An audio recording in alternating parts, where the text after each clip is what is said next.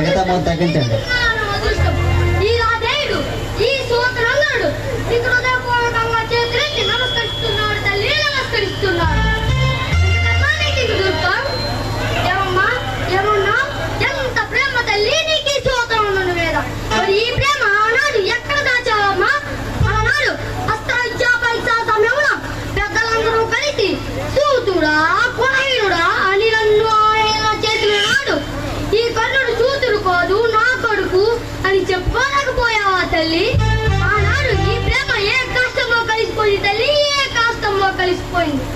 లోకసాక్షి కర్మసాక్షి అయినా ఆ సూర్యుడు పుత్రుడు ఈ కర్ణుడు నా కొడుకు అని చెప్పుకునేందుకు ఈ మనసు రాలేకపోయిందా తల్లి?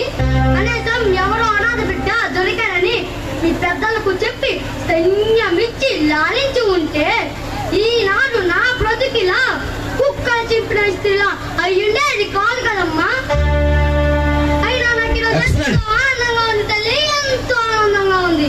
ఎందుకంటే ఇన్నాళ్ళు నాకు దూరంగా ఉన్న నా కన్న తల్లి నా దగ్గరకు వచ్చి నాయన నువ్వు నా కొడుకు అని చెబుతుంటే నా ఆనందాన్ని ఎలా చెప్పుకోను తల్లి, ఎలా చెప్పుకోను. ఈ ఆనంద సమయంలో నీకు ఏమి కావాలో కోరుకో తల్లి, నీకు ఏమి కావాలో కోరుకో. నేను నింగిలో చుక్కలను తెచ్చి నీకు మాలగా చేసేవనా? నటరాజు జయరాజు బాగా చెంది తెచ్చి నీ పాదాల వద్ద పెట్టనా? ఏమమ్మా ఏమన్నా కౌరవులు వదిలి పాండవులతో చేయగలమంటావా తల్లి? ఆ దుర్యోధన లేకపోతే ఈ కర్ణుడు ఏనాడో ఆత్మహత్య చేసుకునేవాడమ్మా, ఏనాడో ఆత్మహత్య చేసుకునేవాడు. నన్ను క్షమించు తల్లి, నన్ను క్షమించు. ఈ ఒక్కడి తప్ప ఏం కావాలో కోరుకో తల్లి, నీకు ఏం కావాలో కోరుకో. ఏమమ్మా ఏమన్నా యుద్ధ రంగంలో ప్రాణాలు వదించరాదా? ఏమి తల్లి గుంటుకొని కత్తిరించి కోయి పారమంటావా తల్లి? కోడలు పీకి నల్ల త్రాచికి కొడవేమంటావా తల్లి? అయినా నీకు మారిచ్చానమ్మా. యుద్ధ రంగంలో ధర్మరాజు భీముడు నకుల సహదేవులు ఎదురైనా మీకే ఇక మిగిలింది అర్జునుడు.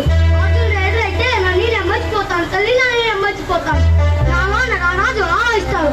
ఇక మిగిలింది ఈ కర్ణుడా ఆ కౌంటేడా అని ఆ దైవ నిర్ణయం. ఈ కర్ణుడే కూలితే అర్జునుడితో 5 కొడుకులు, అర్జునుడే కూలితే ఈ కర్ణుడితో 5 కొడుకులు, 6 కొడుకులు కన్న తల్లి ఎప్పటికీ 5 కొడుకులే పంచ పాండవుడు. సెలవు.